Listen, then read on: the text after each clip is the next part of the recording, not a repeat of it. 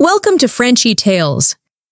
Make your learning journey fun and exciting with engaging stories. Je m'appelle Emma.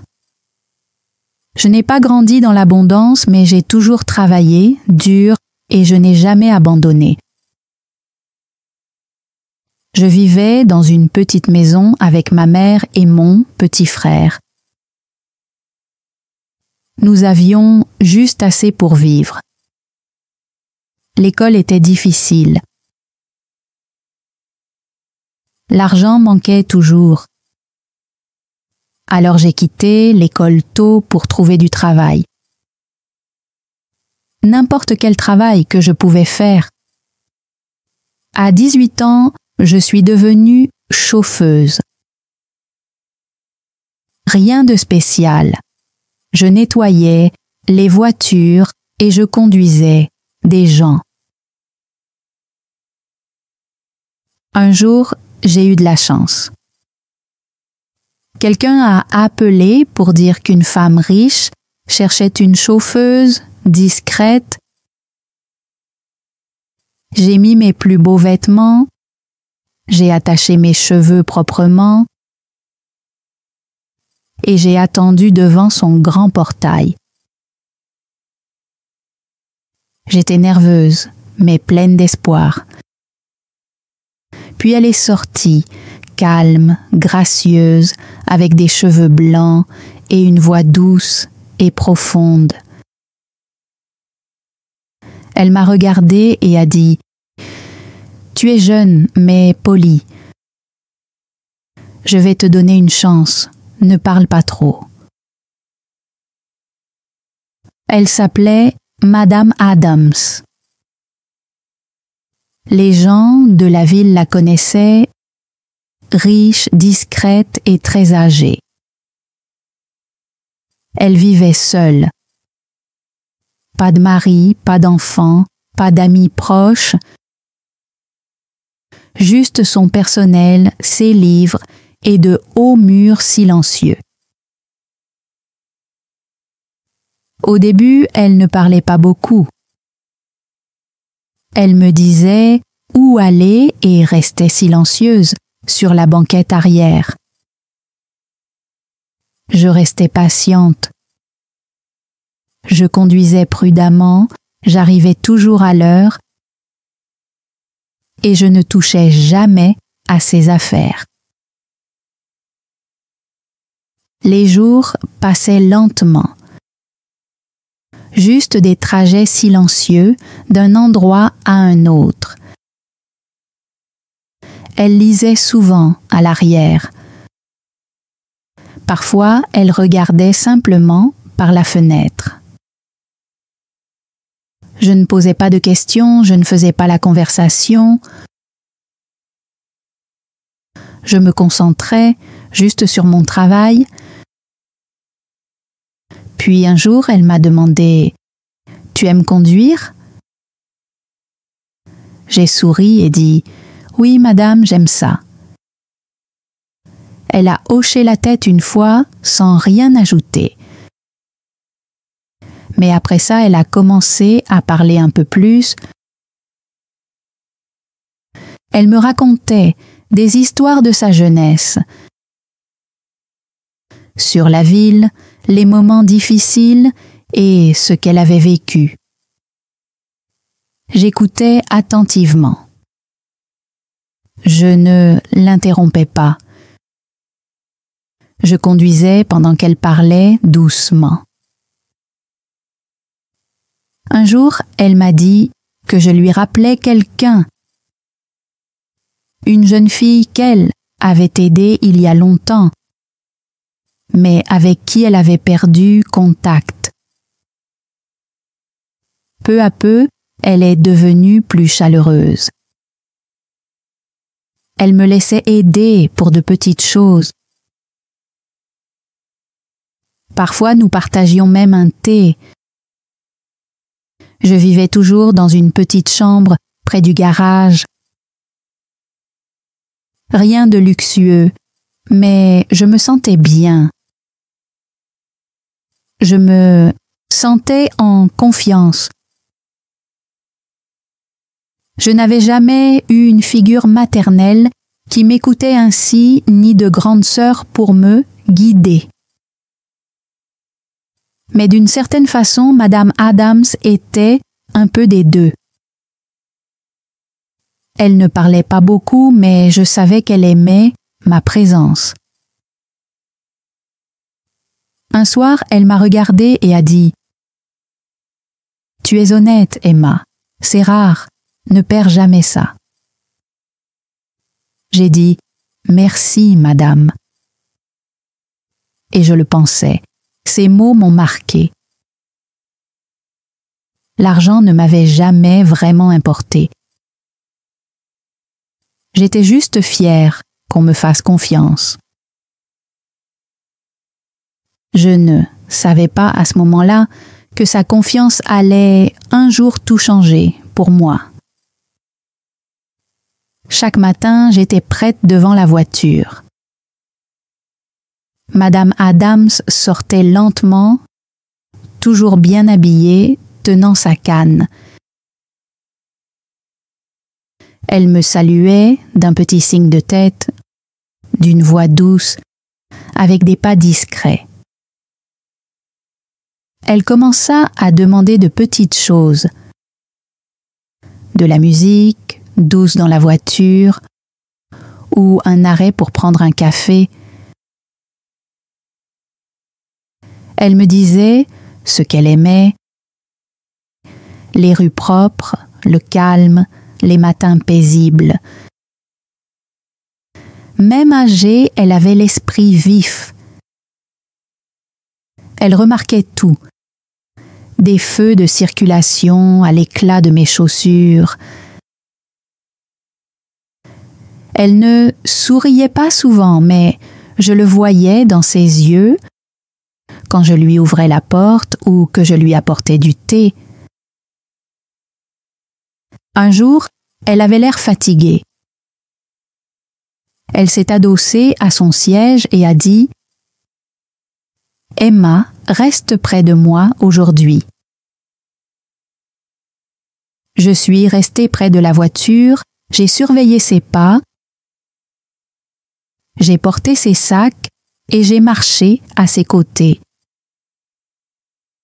Elle s'est assise sur un banc sous un arbre et m'a dit que c'était là que sa femme s'asseyait autrefois. Sa voix s'est brisée un peu, ses mains tremblaient, mais elle a souri doucement, perdue dans ses souvenirs et son amour. Après ce jour-là, elle m'a accordé plus de confiance. Elle m'a confié davantage de choses. Elle me demandait de petites opinions sur les routes, la nourriture, même les couleurs. Parfois, elle me parlait de musique. Elle m'a laissé entrer dans sa maison pour l'aider dans de petites tâches, comme trier le courrier ou réparer de petites choses. Je me sentais fière, mais discrète, comme une élève apprenant auprès d'une professeure qui ne parlait pas beaucoup, mais pesait chacun de ses mots. Le personnel de la maison a commencé à le remarquer. Certains souriaient, d'autres non. Je restais gentille avec tous. Une cuisinière m'a chuchoté « Elle te parle, elle ne parle jamais à personne. » Je ne savais pas pourquoi. Peut-être qu'elle voyait quelque chose en moi. Ou peut-être qu'elle appréciait simplement notre silence. Mais peu à peu, je me suis sentie plus qu'une employée. J'étais, d'une certaine manière, une partie de son monde. Elle m'a montré des livres avec des notes dans les marges, de vieilles lettres et des photos d'autrefois. Elle me parlait de sa jeunesse, de son premier travail, des gens qu'elle avait aimés et perdus. Elle ne pleurait jamais, mais j'entendais la tristesse cachée dans sa voix douce, dans ses silences. J'écoutais attentivement, sachant que chaque mot venait du fond de son cœur. Un jour, elle a dit « Les gens courent après le bruit, mais la paix, c'est là que vit la vérité. » Cette phrase est restée dans mon cœur. C'était comme un conseil de mère ou d'ami sage. Fort mais doux. J'ai commencé à écrire ces paroles dans un carnet. Le soir, je les relisais comme de petites cartes qui me montraient comment vivre avec bonté et attention. Un soir froid, elle a glissé près des marches. J'ai couru pour l'aider à se relever. Elle a souri et dit « Merci ». Mais j'ai vu la peur dans ses yeux fatigués. Elle a murmuré « Je vieillis, Emma ». J'ai pris sa main et dit « Je suis là, ne vous inquiétez pas, je ne partirai pas ». Nous sommes restées silencieuses. Deux femmes de mondes différents, désormais proches de cœur. Les semaines ont passé avec de nouvelles habitudes. Visites médicales, boîtes de médicaments, promenades courtes et lentes. Je l'aidais à s'asseoir, je lui apportais du thé, je gardais la voiture chaude.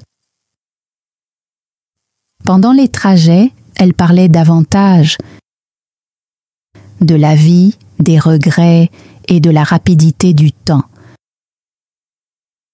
Je ne parlais pas beaucoup, mais j'écoutais bien. Je savais que ma présence silencieuse lui apportait de la paix. Un jour, elle m'a demandé « As-tu des rêves ?» J'ai hésité, puis j'ai dit « Une vie simple, pleine de paix et de respect, peut-être une famille. » Elle a hoché la tête et dit « De beaux rêves, des rêves forts, qui valent la peine d'être poursuivis. » Puis elle a regardé par la fenêtre comme si elle voyait quelque chose au loin. Quelque chose que seul le temps se souvient. Même quand nous ne sortions pas, je nettoyais la voiture chaque jour.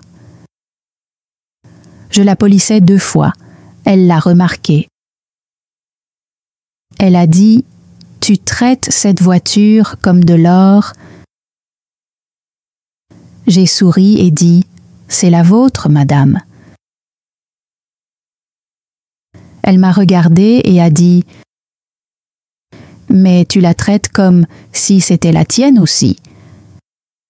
Cette phrase m'est restée. C'était plus qu'un compliment. C'était un cadeau. Je ne savais pas ce qu'elle préparait. Je continuais simplement à faire de mon mieux chaque jour.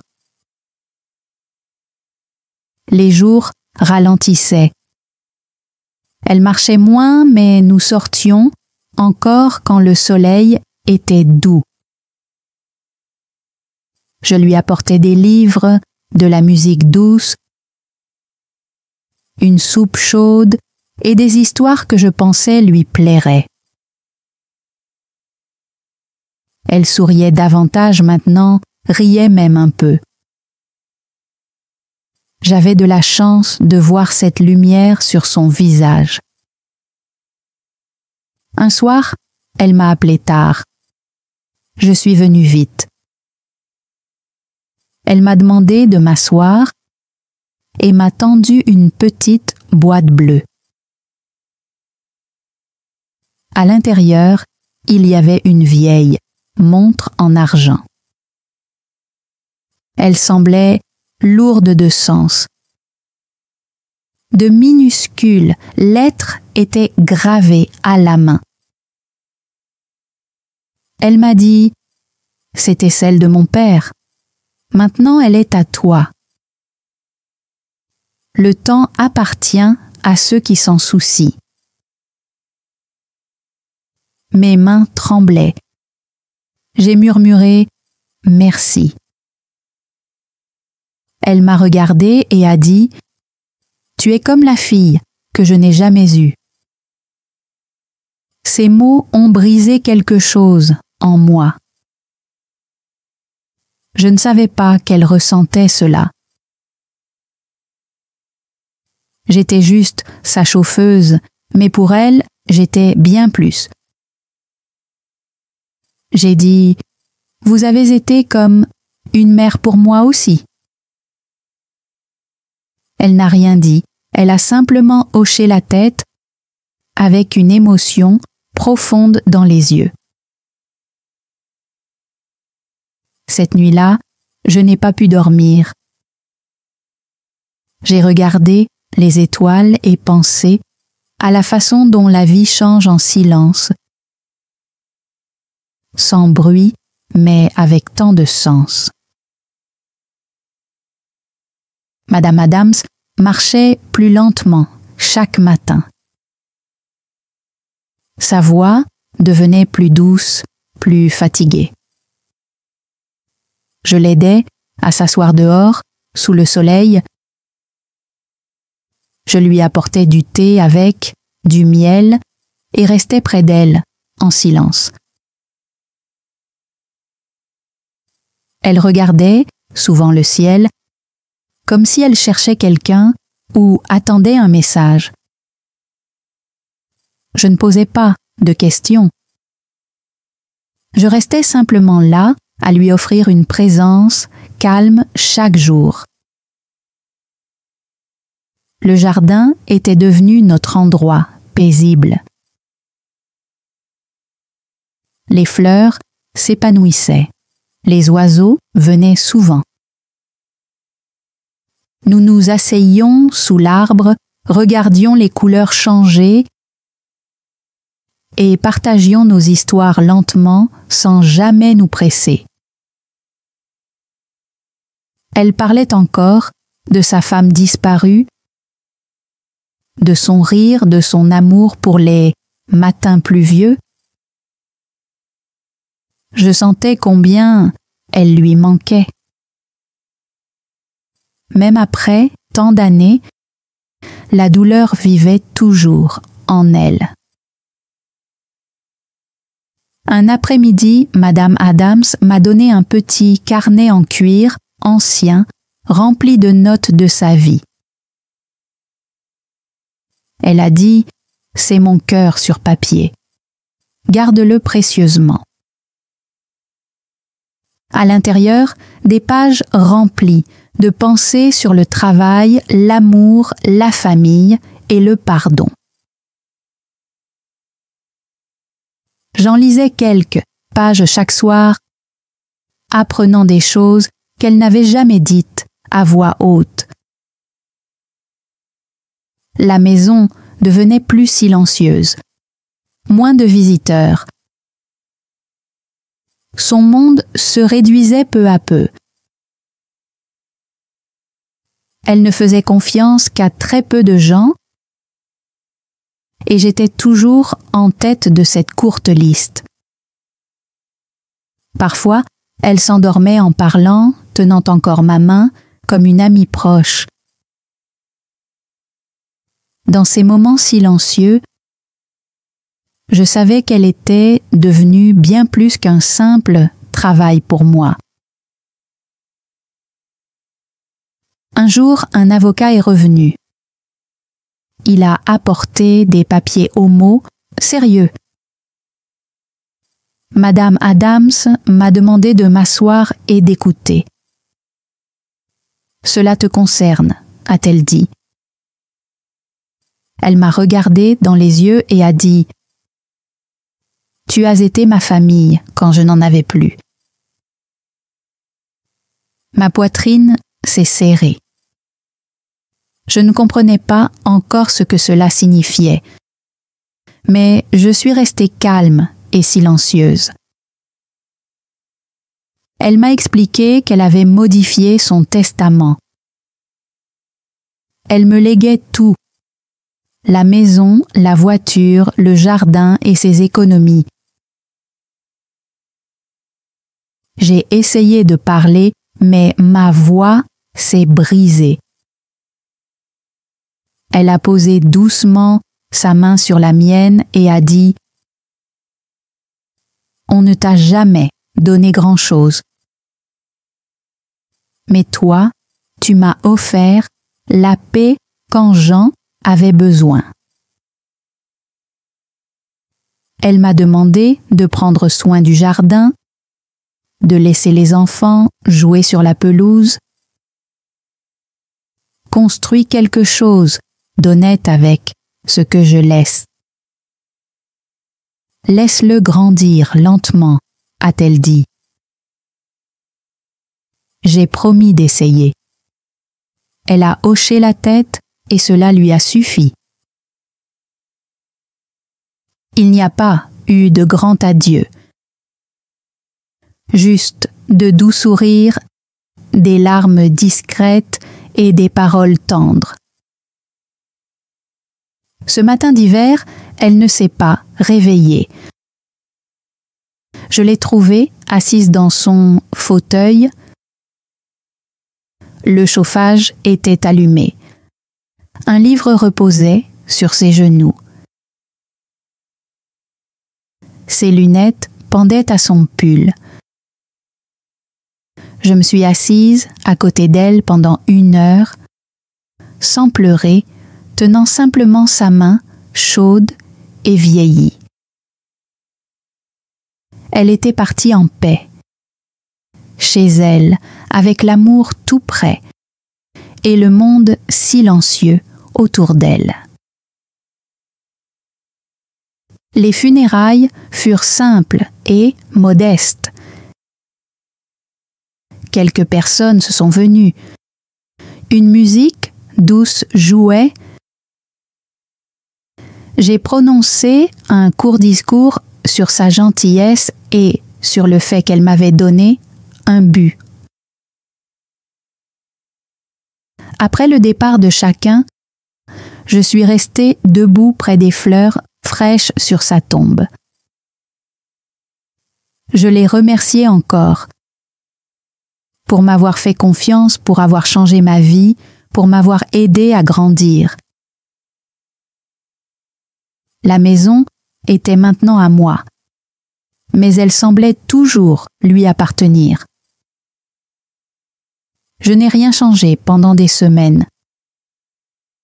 Je me suis contentée de nettoyer, d'arroser les plantes et de me souvenir.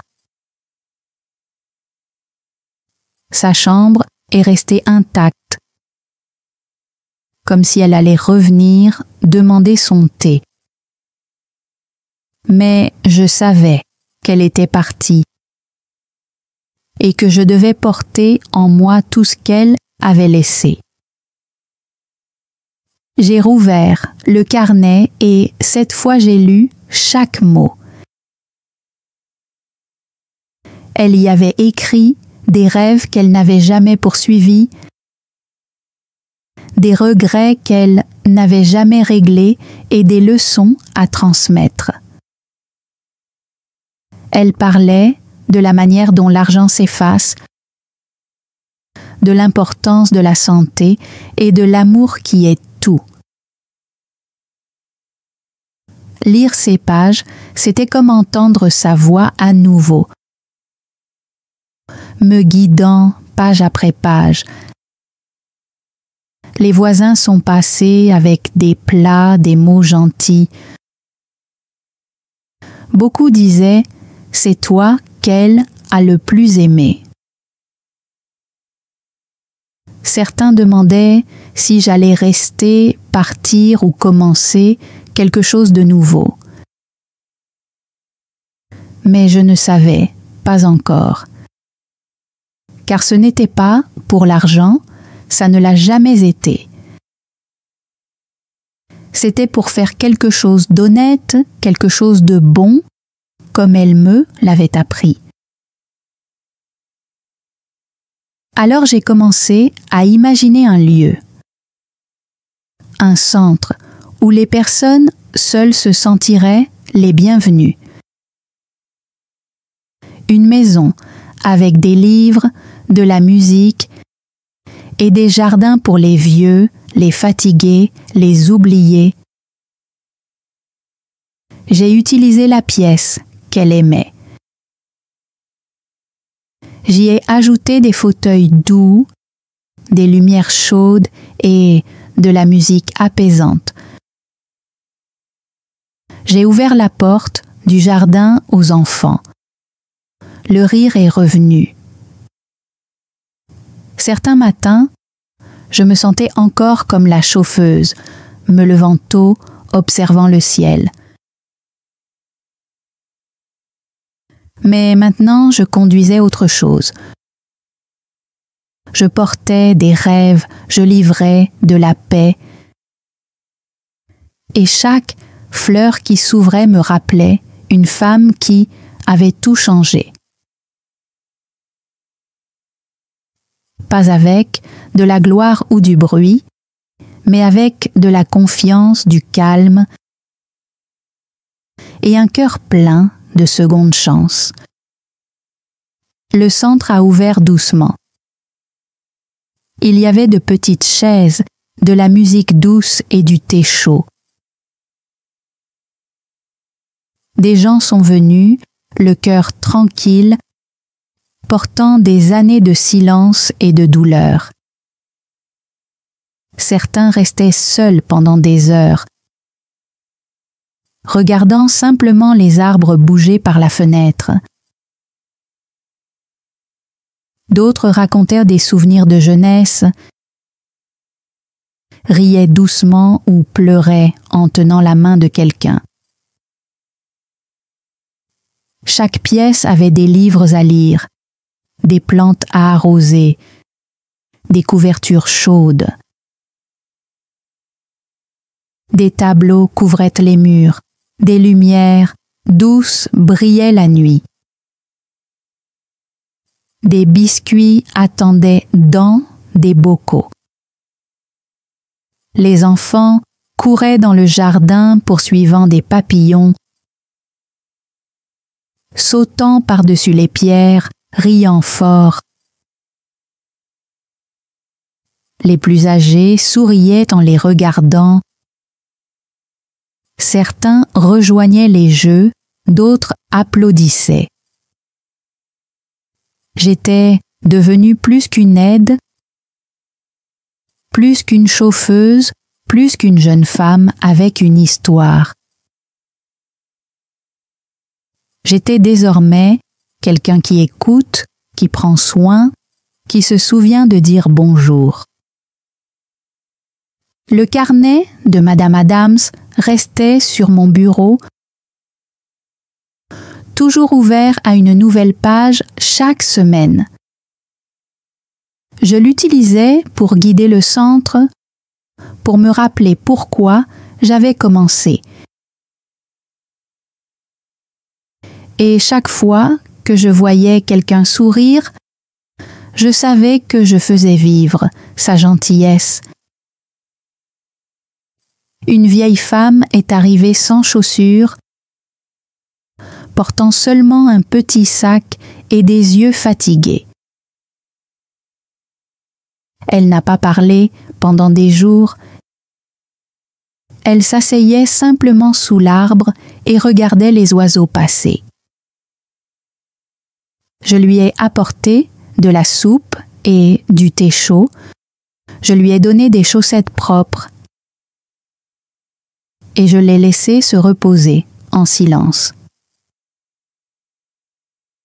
Un matin, elle m'a regardée et a souri.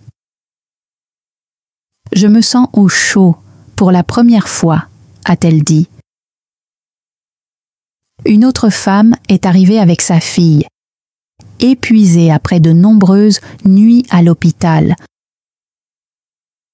Elle n'avait nulle part où aller et son enfant n'avait ni jouets, ni livres, ni amis.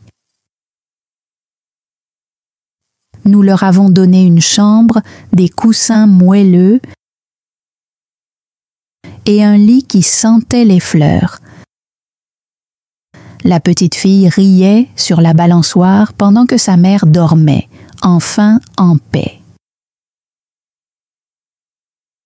Peu à peu, les gens ont commencé à apporter de la nourriture, des vêtements, des chaises, des livres et de petites œuvres d'art. Personne ne demandait rien en retour. Ils venaient parce qu'ils ressentaient l'amour. Le centre est devenu bien plus qu'un simple bâtiment. Il est devenu un foyer, un cœur, une chanson douce. Personne ne se sentait étranger. Chaque visiteur devenait un membre de la famille. Un jour, un journaliste est venu, intrigué par cette maison pleine de gentillesse. Il m'a demandé comment tout avait commencé. Je lui ai répondu « Ça a commencé avec une course en voiture, un nouveau travail et une vieille femme calme aux yeux pleins de bonté. » Il a écrit un article sur les secondes chances, la confiance et les cœurs tendres. L'histoire s'est répandue en ligne et des gens d'ailleurs sont venus voir le centre. Certains voulaient créer quelque chose de semblable dans leur propre ville. Je leur ai partagé le carnet, celui qui m'avait guidé à chaque étape. Ils ont pris des notes, ajouté leurs propres idées et promis de garder l'essentiel, le cœur. Bientôt, des visiteurs sont venus de partout. Des enseignants, des infirmiers, des artistes, de vieux cuisiniers. Ils offraient leur temps, leur attention, leurs compétences pour nous aider à grandir. Un homme a peint un mur avec des couleurs vives et des mots comme espoir et paix. Une femme a cousu des couvertures pour chaque chaise, brodant des prénoms dans chaque coin. Je continuais à me lever tôt, à préparer du thé, à vérifier les lumières, à arroser les fleurs. Mais maintenant, je le faisais avec une joie profonde et une grande fierté. Madame Adams serait fière, je crois. Pas seulement à cause de la terre ou de l'argent qu'elle m'a laissé, mais parce que des gens se sont retrouvés ici. Un garçon a dit « C'est le premier endroit où personne ne se moque de ma façon de parler. » Une femme a dit « Ici, je me sens vue, je me sens en sécurité. Je me sens à nouveau importante. » Un vieil homme a murmuré « Je pensais mourir seul, mais plus maintenant. » Leurs mots sont restés avec moi. Ils sont devenus une partie des murs, de l'air. Nous avons lancé de nouvelles choses, des soirées musicales, des cercles de lecture, des repas chaleureux le dimanche.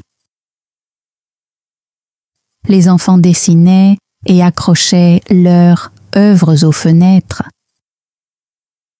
Les couloirs se sont remplis de couleurs. Des bénévoles offraient des coupes de cheveux, des massages des pieds, des bains chauds et des câlins doux. Personne ne demandait d'où vous veniez, seulement comment vous vous sentiez et si vous vouliez du thé. Chaque jour avait un sens. Non pas parce qu'il était grand, mais parce qu'il était vrai. Un homme sans jambes enseignait la peinture. Une femme aveugle chantait des chansons de mémoire. Les gens ne venaient pas pour oublier la douleur. Ils venaient pour la partager, pour la porter ensemble. Nous avons créé un espace pour la joie, le chagrin, la guérison et la croissance silencieuse. Parfois, je marchais dans le jardin au coucher du soleil, écoutant les oiseaux et le vent. Je pensais à mon amie, cette vieille femme silencieuse qui n'a jamais demandé de reconnaissance. Elle m'a tout donné, et à travers moi, elle l'a donné à beaucoup d'autres. J'ai nommé le jardin en son honneur le jardin de paix d'Adams gravé sur une petite pierre. Les gens s'y asseyaient pour réfléchir, pleurer ou se souvenir de quelqu'un qu'ils aimaient. C'était devenu un lieu spécial où rien ne semblait mauvais.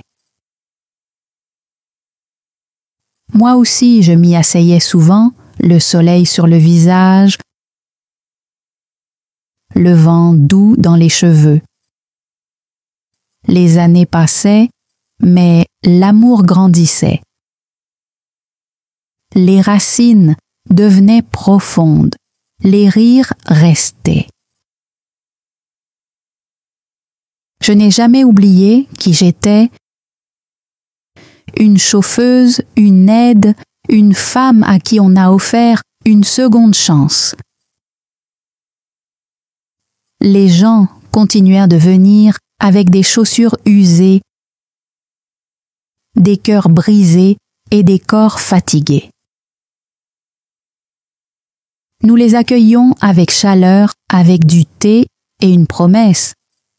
Tu as ta place ici. Je n'étais pas riche en or, mais j'étais riche d'amour, de sens, de mémoire. Le centre ne faisait pas la une des journaux chaque jour, mais il rendait aux gens leur humanité. Et pour moi, cela comptait plus que tout. J'avais été une simple chauffeuse. Et maintenant j'étais une bâtisseuse de paix, d'espoir, de foyer. La vie avançait doucement, jour après jour, avec des matins calmes et des nuits paisibles. Je marchais dans les couloirs, souriant à des visages familiers, portant avec moi de doux souvenirs. Le centre restait animé de bonté, de rire, et de conversations paisibles sous les arbres. Je voyais les enfants grandir, les aînés partir, et de nouveaux visages arriver à pas feutrer. Nous continuions à ajouter des chambres pour se reposer, des coins pour lire, des espaces pour peindre et rêver. Nous avons construit une petite bibliothèque avec des fauteuils moelleux, une cuisine-jardin et une salle de musique. Après le dîner, les gens racontaient leurs histoires. Certains pleuraient, certains souriaient, d'autres écoutaient simplement. Je m'asseyais souvent avec eux, buvant du thé, reconnaissante de leur présence. Un soir, une jeune femme est arrivée avec, pour seul bagage, un manteau et une vieille photo. Elle me rappelait moi autrefois, perdue, silencieuse, portant une grande peine à l'intérieur. Elle a demandé une chaise, puis du thé, puis quelqu'un pour rester près d'elle. Je lui ai donné une couverture, une soupe chaude et tout le temps dont elle avait besoin. Quelques jours plus tard, elle m'a dit « Je croyais ne rien valoir, mais vous m'avez redonné le sentiment d'être humaine. » Ces mots m'ont ramené en arrière, à la vieille voiture, au trajet silencieux et à Madame Adams. J'ai compris que je donnais aujourd'hui ce que j'avais autrefois reçu. Pas d'argent, mais du temps, de la chaleur, de l'attention. Et cela formait un tout, un cercle complet. Chaque photo sur le mur avait un nom, un visage, un petit changement qui comptait. Nous n'effacions pas la douleur. Nous la tenions simplement avec douceur comme une tasse pleine partagée entre amis. Le centre n'était pas connu pour sa taille, mais pour ce qu'il faisait ressentir. Il était simple, chaleureux, constant, comme un feu qui ne s'éteint jamais. Je me souvenais encore de mon premier trajet, de ma première vraie conversation avec cette vieille femme sur la banquette arrière. Elle n'avait jamais voulu de remerciements ni de gloire. Elle se contentait de prendre soin. Et elle m'a appris à en faire autant. Maintenant, je prenais soin des autres. Grâce à elle, j'ai appris à être douce et forte à la fois. Sa vie m'a offert la mienne. Et à travers la mienne, beaucoup d'autres ont trouvé la leur. Je n'avais pas besoin de récompense. Je ne comptais pas les abonnés. Je comptais les chaises occupées et les cœurs réchauffés. Et quand quelqu'un me demandait « Qui a créé tout cela ?», je répondais toujours « Tout a commencé avec un trajet. » Parce que ce seul trajet a tout changé. Il m'a changé, moi. Et aujourd'hui, je continue à conduire. Pas des voitures, mais des personnes. De la peur au calme, de la douleur à la paix. Et chaque fois que quelqu'un me dit « merci », je murmure en retour « merci à toi ». Pas à eux, mais à elle, à la route, au passé. Et dans ce murmure, je me sens remplie. Je me sens chez moi. Thanks for joining Frenchy Tales. Don't forget to like, subscribe, and keep learning through stories. See you next time.